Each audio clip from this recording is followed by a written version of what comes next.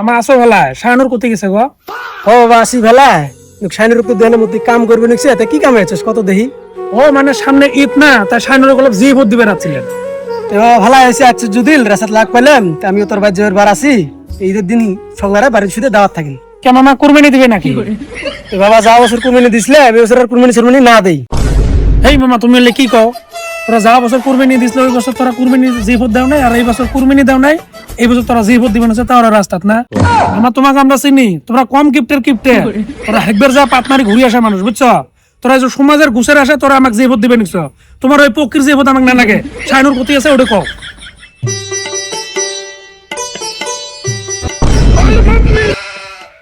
শাইনুর আসল বলায় হ্যাঁ আছে ভালো। বড় এদের যে তুই আমাকে একটা কথা কইছিলি তোর মনত আছে না? আমার তো মনত নাই। মনত নাই? এবার কুরবানি দিবি? কুরবানি তো দিমু। ঈদের আরো আছে কয়দিন?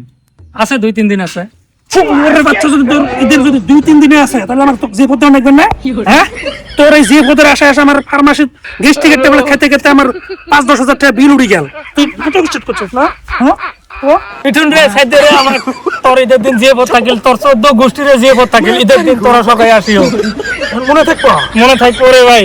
হ্যাঁ আমি জীবনের ফাঁসাটা ফুল কাম করছি। এখন থাকি যদি ঈদের যে কোনো যে পথ ডেট এক্সপায়ার হওয়ার আগতে যে পথ দিবি খবর রে ভাই। তোর খবর আছে।